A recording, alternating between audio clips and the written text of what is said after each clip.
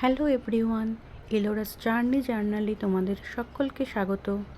আমি এখন রয়েছি দিল্লির টার্মিনাল 3 ইন্দিরা গান্ধী ইন্টারন্যাশনাল এয়ারপোর্টে, আর যাচ্ছি দ্য গডস ওন কান্ট্রি। তার মানে তোমরা বুঝেই গেছো আমি কোথায় যাচ্ছি।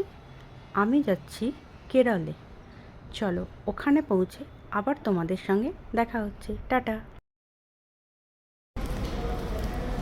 অবশেষে দিল্লি থেকে কোচি এসে পৌঁছালাম। প্রচণ্ড এক্সস্টেড এই কারণেই কি আমার দুপুরে একটা এক্সাম ছিল, সেই এক্সামটা দিয়ে আমি ঘরে ফিরি। তারপর ফাইনাল ঘরে সব কিছু চেক করে আমি এবার এয়ারপোর্টে যাই। সেখানে গিয়ে আমি লাঞ্চ করি, তারপর দেখি কি আমার ফ্লাইট ডিলে 1 hour। যেহেতু এক্সাম ছিল দুপুরে, তারপরে এয়ারপোর্টে আসার সব কিছু দৌড়াদৌড়ি করে এসে এক্সামটা দিতে তো আমি এক্সস্টেড, কিন্তু এক্সস্টেড হলে আমি প্রচণ্ড এক্সাইটেড। ফার্স্ট টাইম আমি কেরল আসছি, এই কোচি এয়ারপোর্টের মাধ্যমে আমি কেরলে প্রথম পা রাখলাম। তো এর আগে আমি কখনো আসিনি।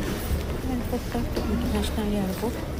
এখনো পর্যন্ত যতদূর দেখলাম বেশ ভালোই লাগছে এয়ারপোর্টটা। আমার দিল্লির মতো হয়তো অত বড় হবে না, তবু এয়ারপোর্টটা আমার বেশ ভালো লাগছে।